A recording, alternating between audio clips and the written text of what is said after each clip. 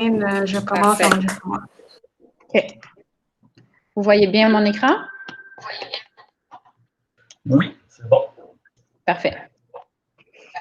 Alors, je commence. Aujourd'hui, le projet qu'on voit en séance de comité de démolition, c'est le 4150 Parthenay, qui est un triplex situé sur la rue Parthenay. Donc, on l'a déjà vu là, au CCU à la séance du 30 juin dernier. Donc, c'est un immeuble qui est situé au sud de la rue Rachel, un immeuble résidentiel de trois étages. Donc, on le voit ici, là, identifié en bleu.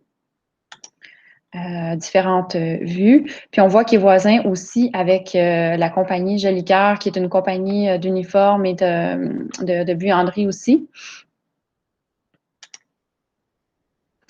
Et ici, on voit là, en fait une des dernières photos qui a été prise de l'immeuble le 28 mai 2020. Donc, on peut voir que c'est un immeuble, en fait, qui a perdu là, pratiquement, qui a perdu tous ses finis et ses saillies déjà. Donc, pour un historique, là, avant de vous présenter, de vous faire un rappel, en fait, puisque vous avez, pour les membres du comité, vous avez déjà vu le projet, mais un rappel de l'historique de l'immeuble. Donc, on voit qu'il apparaît sur les cartes anciennes là, pour la première fois en 1915. On le voit ici au bas. Et à cette époque-là, il est implanté en contiguïté avec un triplex, qui était probablement là, un bâtiment jumeau.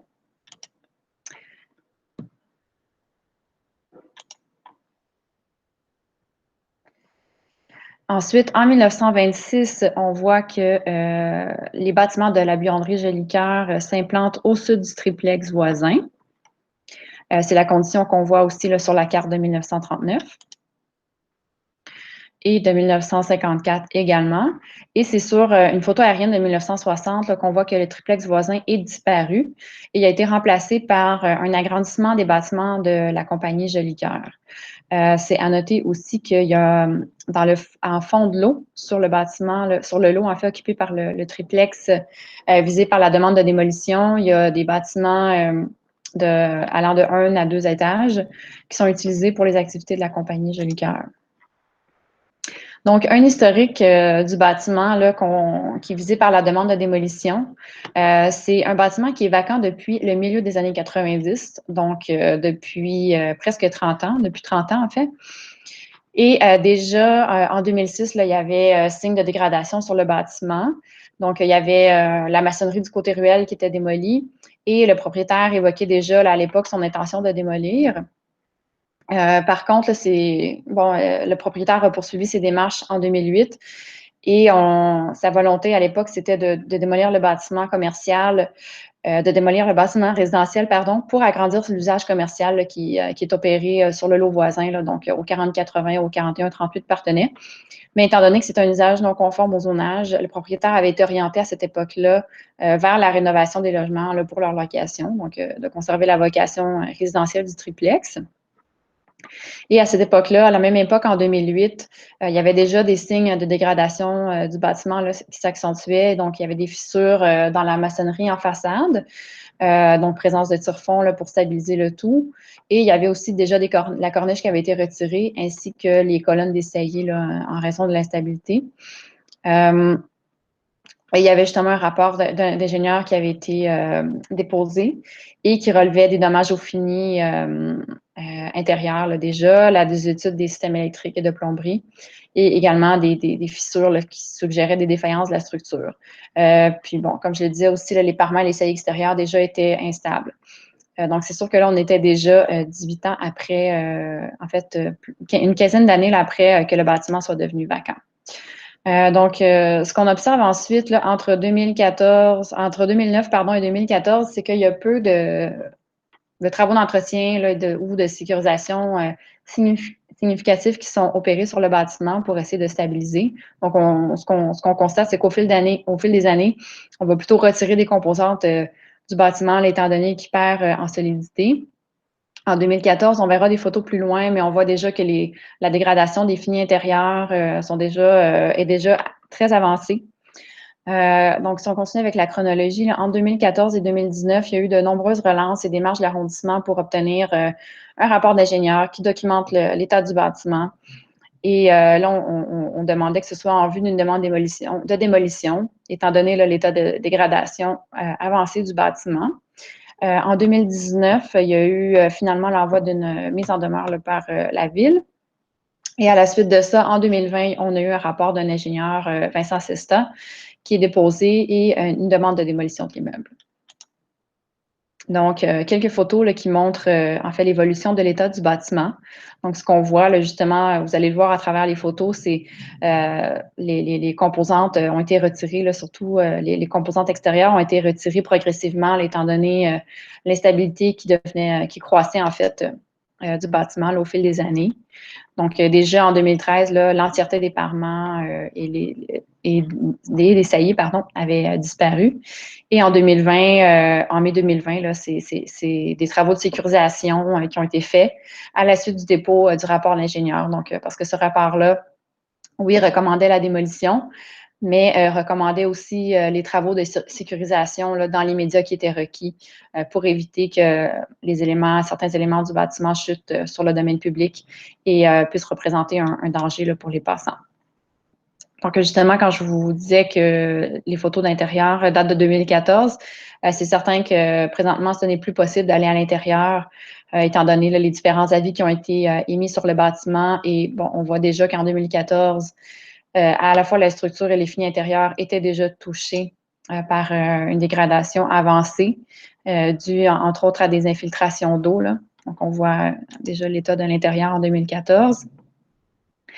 Et la structure extérieure aussi, là, ça, ce qu'on voit en fait marqué en rouge, c'est les madriers qui sont soit atteints par la moisissure, donc pourris, ou qui sont instables. Donc, c'est vraiment une très grande proportion. Là, on est sur le mur latéral et le mur arrière. L'ingénieur Vincent Sesta, donc, dans son rapport de mai 2020, a relevé, entre autres, l'élévation côté ruelle et bon, il y a vraiment des bombements puis des tassements importants et c'est à la fois qu'on observe à la fois sur le mur et qui touche aussi là, les solives des différents planchers.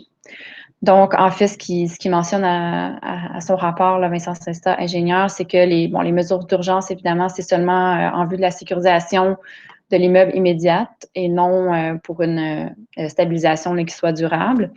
Et il y a les éléments existants là, qui vont continuer à se détériorer. Donc, recommande fortement, dans les plus brefs délais, la démolition de l'immeuble. Et en fonction là, des différents échanges qu'on a pu avoir avec le requérant et l'ingénieur à la suite du dépôt de la démolition, il est fortement recommandé que ce soit démoli avant l'hiver, absolument, étant donné l'état de l'immeuble. Donc, le projet de remplacement qu'on va voir un peu plus loin, les membres du comité de démolition l'avaient déjà vu en séance de CCU le 30 juin 2020. Et depuis, il y a certaines modifications qui ont été apportées, certaines modifications que je vous le souligne tout de suite. D'abord, il y a 2 arbres qui ont été ajoutés à la proposition d'aménagement paysager, tel qu'il avait été demandé par les membres. Également, les clôtures proposées ne comportent plus de dispositifs d'opacité, donc pour plus de transparence, pour que l'aménagement paysager là, qui fait lieu de projet de remplacement puisse contribuer à la qualité de l'environnement, soit sur Partenay ou sur la ruelle qui est adjacente. Et la hauteur de la clôture donnant sur la rue Partenay a été réduite à 0,9 m. Ça, c'est un élément de toute façon qui fait partie de la réglementation normative, mais ça a été modifié depuis la dernière fois. C'est important aussi de souligner que généralement, lors d'une demande de démolition, c'est toujours accompagné d'un projet de remplacement, donc d'un nouveau bâtiment de remplacement. Mais cette fois-ci, l'arrondissement a en fait reçu une demande avec un aménagement paysager là, en guise de projet de remplacement, étant donné l'urgence de démolir le bâtiment visé. Parce que c'est vraiment, la détérioration est très, très importante. Donc, on peut voir à nouveau le projet qui est proposé en remplacement. Alors, ici, on a la condition existante, donc le bâtiment ici avec la cour qui est dégagée. Là, ce qui est proposé, bon, évidemment, tout cet espace-là sera dégagé. Ce qui est proposé, c'est un mélange de semences, on pourra voir le détail un peu plus loin, qui est composé de plantes indigènes et de vivaces là, pour l'ensemble de l'espace qui sera laissé libre. Il y a une bordure de graminées qui est proposée entre, en fait, la limite de l'eau entre la ruelle et la clôture qui est proposée d'installer pour délimiter le terrain.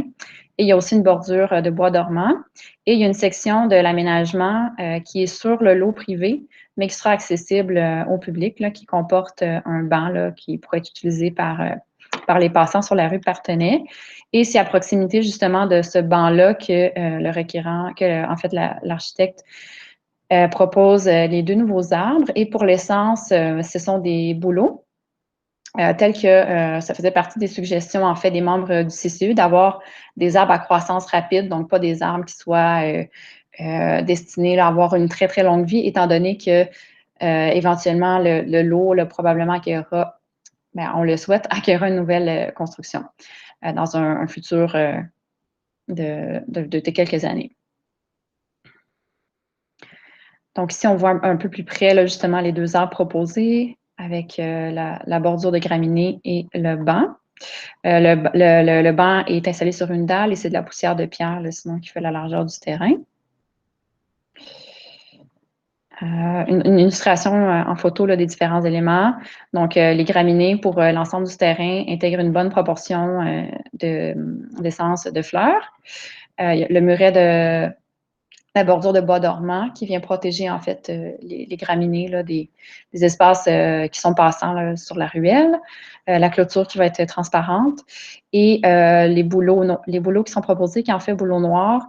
Et ce que les concepteurs mentionnent, c'est qu'il a été choisi, bon, étant donné que c'est un arbre à croissance moyenne à rapide, et aussi il y a il y a la caractéristique d'être multitronc et d'avoir un rendu assez touffu, ce qui permet de cacher un peu la vue vers l'arrière du lot et de créer en même temps de l'ombrage là, sur la zone où il y a le banc. Et ici, on a une illustration justement là, du mélange là, qui est de guerrilla gardening, donc il y a une bonne proportion de fleurs et qui a une floraison de juin à octobre, donc sur une période assez longue, et les graminées, qui est les limes du Canada.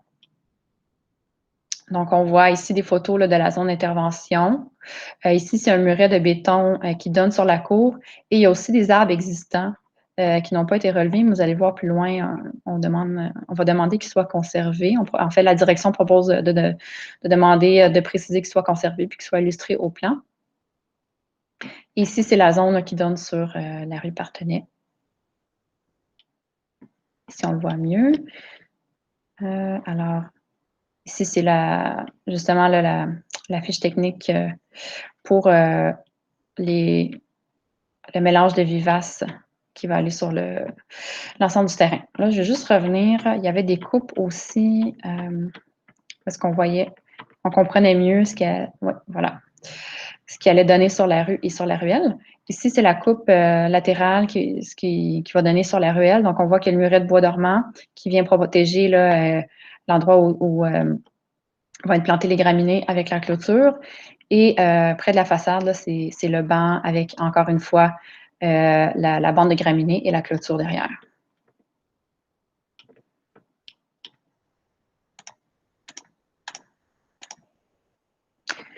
Alors, je poursuis avec l'avis de la direction. La direction est favorable à la présente demande de démolition pour les motifs suivants. Donc, le bâtiment est vacant depuis les années 90 et s'est grandement détérioré au fil des années en raison d'un entretien déficient.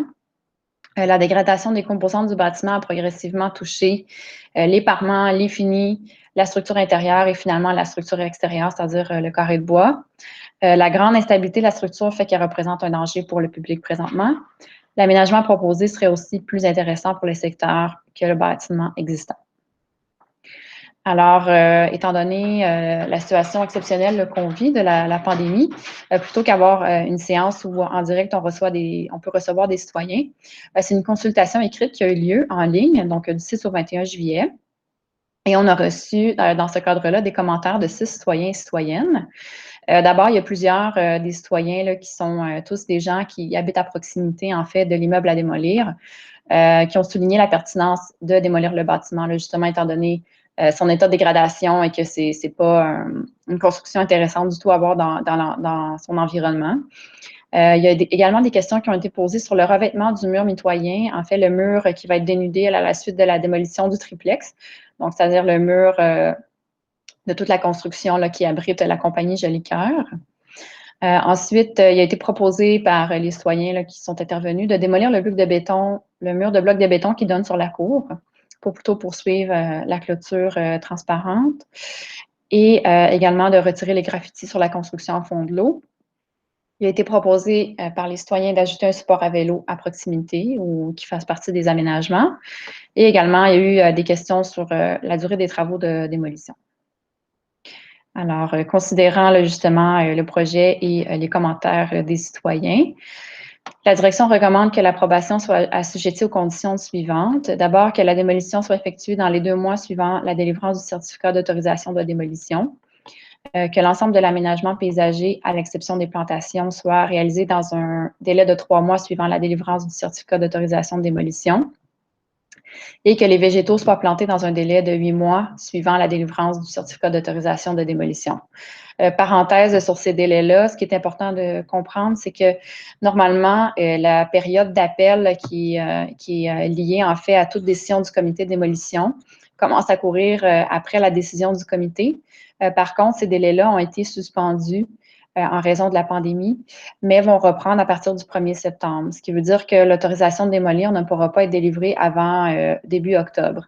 Donc, c'est pour ça que ces délais-là ont été prévus, c'est-à-dire que rapidement après la délivrance de l'autorisation de démolir, qu'on puisse réaliser l'ensemble d'aménagements, mais sauf les plantations, qui, elles, seraient faites le plus tôt possible, en fait, au printemps 2021.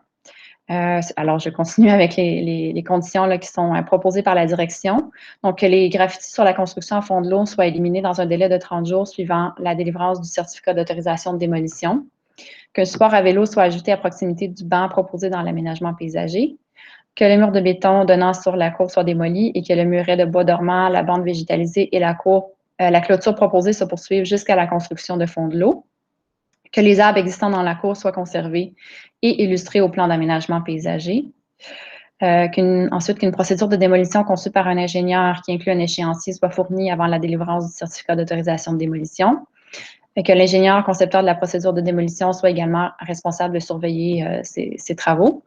Que si le mur latéral côté nord, donc c'est-à-dire le mur là, de la construction qui abrite les activités de la compagnie Jolicoeur, qui sera exposé à la suite de la démolition est en bloc de béton, une demande de permis pour l'installation d'un revêtement d'enduit acrylique soit déposée dans un délai de 30 jours suivant la délivrance d'autorisation de démolition.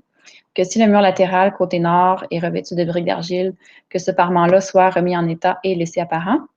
Et que les travaux de revêtement du mur soient complétés dans un délai de 8 mois suivant la délivrance du certificat d'autorisation de démolition.